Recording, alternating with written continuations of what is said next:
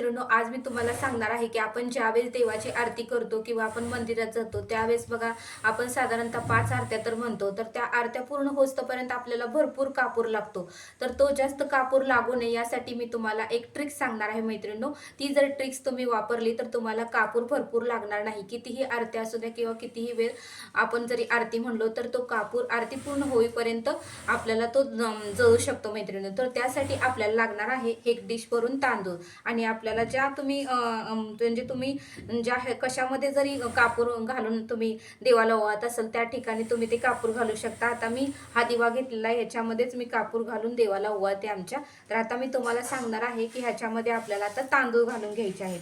बघा, अशा पद्धतीने तुम्ही तांदूळ घालून घ्या आणि मगच तुम्ही कापूर लावा. तर कापूर अशा पद्धतीने तांदूळ घालून कापूर लावला तर कापूर खूप कमी लागणार आहे मैत्रिणींनो. तर बघा, आता मी तुम्हाला लावून दाखवते. खूप वेळ जाणार आहे आणि आपली आरती ही पूर्ण होईपर्यंत हा कापूर चालूच राहणार आहे. तर अशा पद्धतीने भरपूर वेळ दिवा आपला आरती होईपर्यंत हा कापूर जळणार आहे. तर अशा पद्धतीने तुम्ही करून बघा मैत्रिणींनो. भेटूया नेक्स्ट व्हिडिओमध्ये.